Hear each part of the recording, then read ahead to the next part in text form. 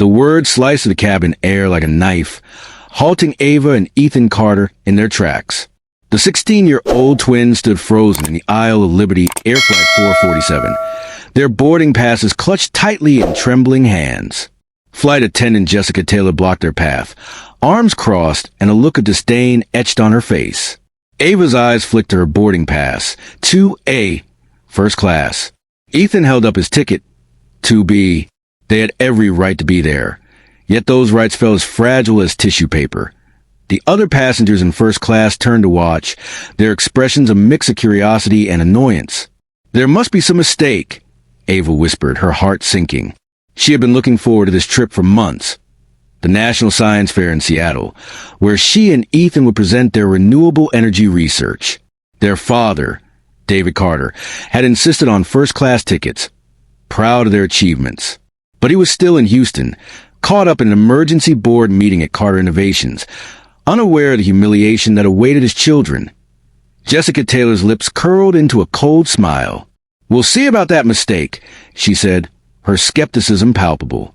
The normal bustle of pre-flight preparations continued around them, but Ava and Ethan felt trapped under the weight of judgment.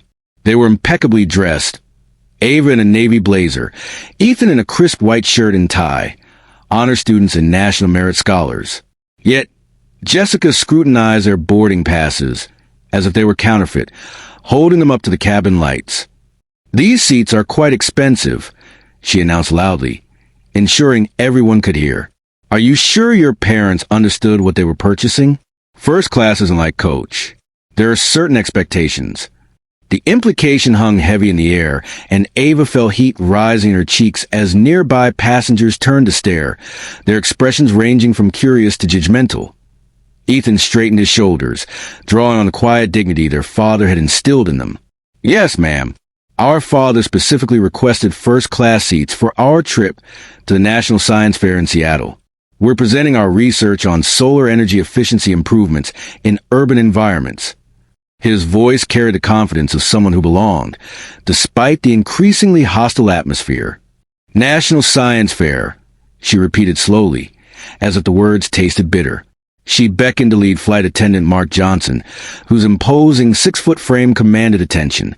"Mark, could you take a look at the situation? These children claim they belong in first class." The word children stung, reducing their accomplishments to mere childish pretense. It transformed them from accomplished young scholars into problems that needed solving. Mark approached with the swagger of someone accustomed to unquestioned authority, examining their tickets theatrically while making soft clicking sounds with his tongue. "These are quite unusual," he said, suggesting that unusual was synonymous with fraudulent. "We don't often see young people traveling unaccompanied in first class." It raises certain questions. "Our father is David Carter," Ava said, her voice stronger now. "He's the CEO of Carter Innovations. He purchased these tickets because we're competing in the National Science Fair." Mark raised an eyebrow, skepticism dripping from his tone. "CEO, you say? How impressive. And where exactly is the CEO father of yours?" Ava began recording, instinctively aware of the injustice unfolding. Ethan positioned himself to keep the attendants in frame, understanding that documentation was their only power. "Is there a problem with our tickets or isn't there?" Ethan asked, frustration creeping into his tone. "If there is, we'd like to know specifically what the issue is. If not, we'd like to take our seats." Mark's response was a hollow pronouncement. "I'm sorry, but we're going to have to ask you to relocate to economy class for the duration of this flight. There seems to be some confusion about your seating assignments." The words hit Ava like a physical blow, each phrase designed to make their removal sound reasonable and necessary. "But our tickets clearly show first class," she protested, her voice cracking. "We paid for these seats. You can't just move us because you don't like how we look. This is a private aircraft operated by Liberty Air," Jessica laughed, devoid of amusement. "We have the authority to reassign seating for any reason we deem necessary."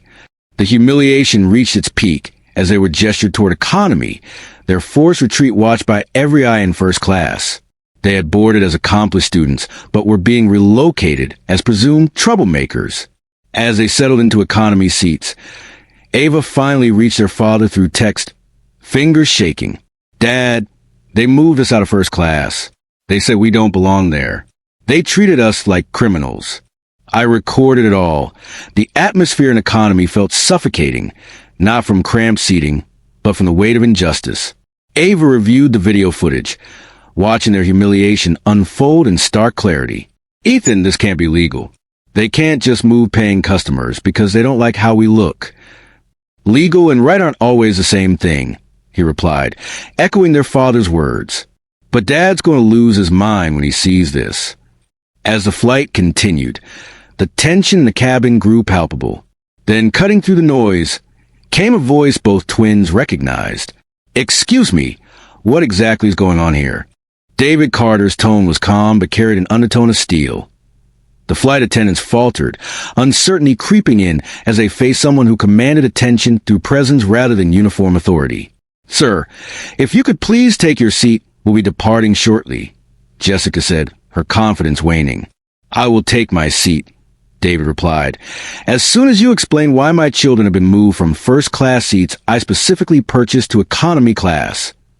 The cabin fell silent, passengers straining to listen.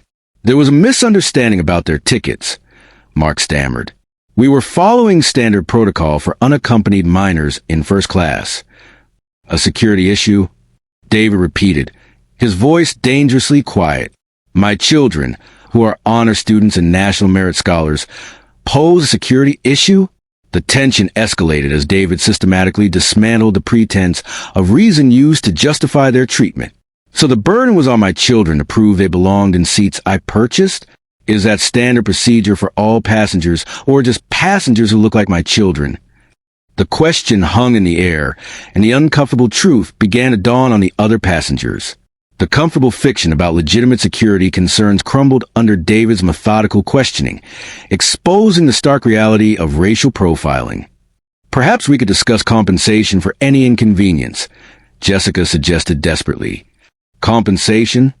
David replied, incredulous. "You think this is about money? You humiliated my children, made them question their worth, subjected them to treatment that will affect how they see themselves." The flight attendants exchanged nervous glances as David continued. "I want to be clear. This isn't about revenge or destroying careers out of spite. This is about accountability, systemic change, and ensuring no other family endures what my children experience today." As the plane taxied to Seattle, the atmosphere shifted. David had revealed his hand, and the video was spreading across social media. By the time they landed, Liberty Air was facing a public relations nightmare. The incident had sparked outrage, and the implications of their actions were becoming clear.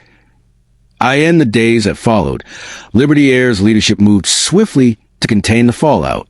The flight attendants were terminated, and the company issued a statement acknowledging the incident. But David knew that personnel changes alone wouldn't address the systemic issues that had enabled his children's mistreatment.